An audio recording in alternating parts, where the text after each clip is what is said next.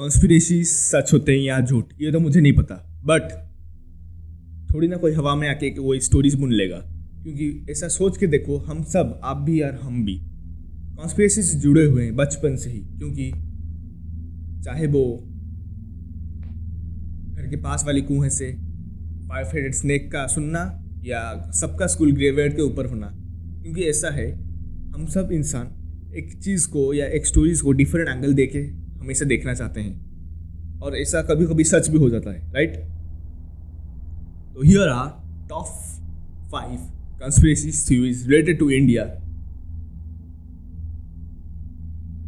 Let me remind you, number 1 पे जो है वो somewhat proven हो चुका है।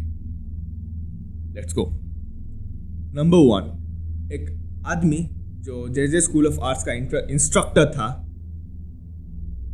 और जिनको एकदम कीन इंटरेस्ट था एविएशन, संस्कृत और वेदास में, और जिसको माना जाता है कि वो शायद एक प्लेन को, मैन-मेड प्लेन को उड़ाया था लगभग 1500 फीट के ऊपर से, और वो भी before what Wright brothers did in 1903। सिर्फ कर बापूजी तल पड़े। अब ये कितना सच है या कितना झूठ, ये मुझे नहीं पता, बट अगर मेरा ओपिनियन मानोगे तो मैं सच के साथ हूँ। क्योंकि उस समय हम ब्रिटिश राज के अंडर थे और उस समय वो हर कोशिश कर लेंगे कि कैसे हम दबके हुए और कुछ ना कर पाए। नंबर 2, एक पर्वत जिसका हाइट 6638 फीट है और जिसका डायरेक्ट रिलेशन है हमारे भगवान शिव जी से, और जिसका नाम हम सुनते ही एकदम स्पिरिचुअली अपलिफ्ट हो जाते हैं, माउंट कैलाश। अब आप पूछोगे कि माउंट कैलाश के साथ क्या कॉन्स्पिरेसी है, मैं बोलूँगा माउंट कैलाश के साथ कॉन्स्पिरेसी नहीं है, माउंट कैलाश के एरियाज़ में कॉन्स्पिरेसी है। लोग ये कहते हैं कि वहाँ पे या कह लो लद्दाख रीजन में या इंडो चाइना रीजन में, India has its very own UFO base, India's very own area 51। और लोगों का मानना है, या मतलब वहाँ पे लोकल्स का मानना है कि वो शायद वो कुछ फ्लाइंग सॉसेस जैसे कुछ चीज़ें देखे हैं आसमान में, और हम आप सब जब जानते हो कि हम उसको क्या कहते हैं प्यार से, UFOs, unidentified flying objects. And recently ये लद्दाख रीजन में बहुत बार देखा गया है, बट हायर ऑफिशियल्स हमेशा इसको डिनाइल स्टेट में रख देते हैं और कहते हैं कि ये चाइनीज़ फायर लैंटर्न्स है और कुछ नहीं। Isn't it a joke?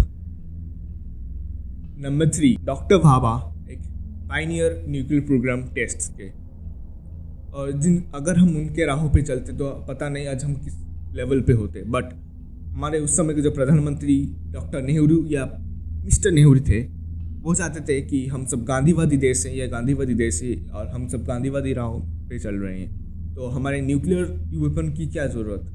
और उस समय ये टाल दिया गया क्योंकि भाभा ने बोले थे, डॉक्टर होमी जहांगीर भाभा ने बोले थे कि अगर उनको रिक्वायर्ड इक्विपमेंट्स मिले तो वो 18 मंथ्स में सक्सेसफुली न्यूक्लियर टेस्ट कर लेंगे।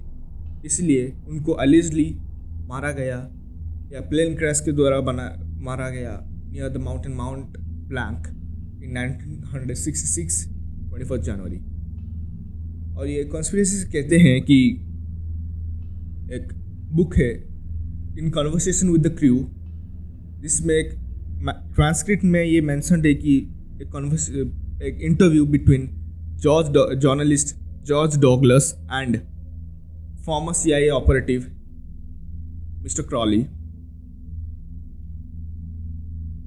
that said they wanted to get rid and they did get rid of Mr. Bhabha to repel India's nuclear program. अब ये कितना सच है या कितना झूठ मुझे पता नहीं, बट उस दिन हम एक बहुत ही बड़े ग्रेट फिजिसिस्ट को खोए।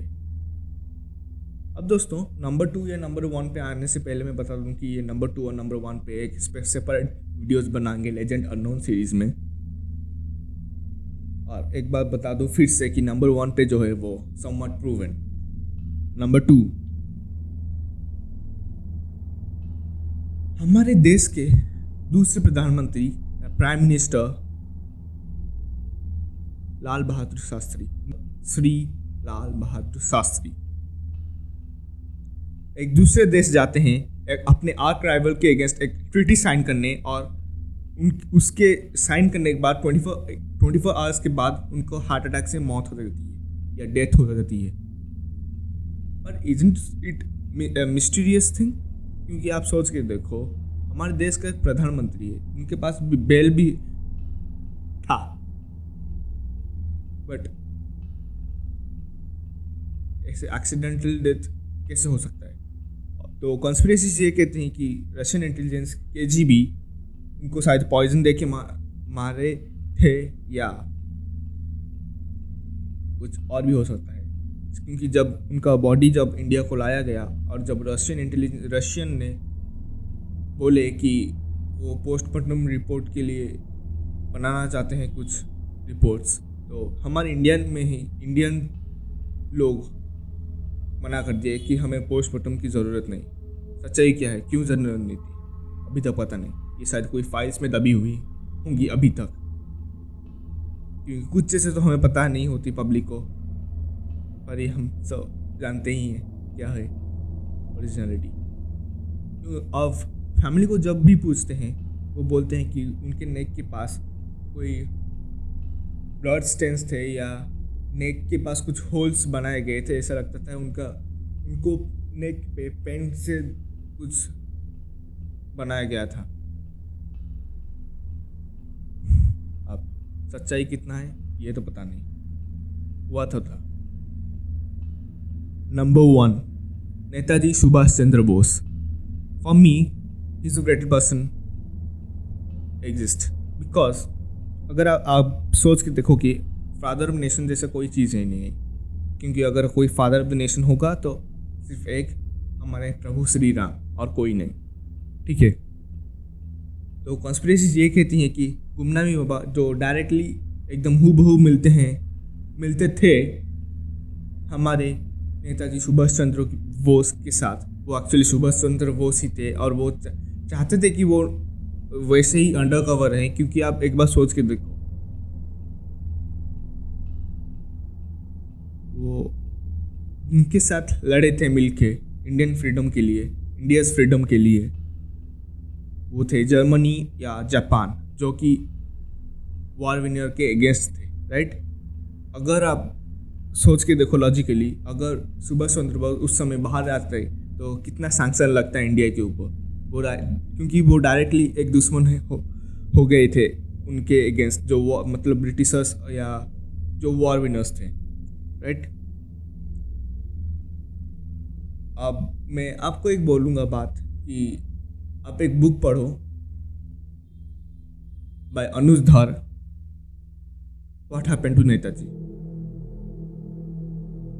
इसमें एक डिटेल स्टडी है हमारे नेताजी के बारे में और क्या हुआ था इनके बारे में। और इसी के साथ आप सोच के देखो हमारे देशभक्त कितना था उनके अंदर कि वो चिपके रहे 1985 तक, उनके डेथ तक। बट हमारे नेताजी हमेशा हमारे, ये बात हमेशा सब लोग याद रखना। और 2 अक्टूबर को या 2 अक्टूबर को मत भूलना, 2 अक्टूबर लाल बहादुर शास्त्री का भी जन्मदिन है। इसी के साथ अगर वीडियो अच्छा लगा तो लाइक शेयर एंड सब्सक्राइब करना, बेल आइकन को ज़रूर प्रेस करना। जय जगन्नाथ, थैंक यू। पढ़ते रहो, सीखते रहो, क्योंकि पढ़ना बंद तो आगे बढ़ना बंद, राइट। Thank you.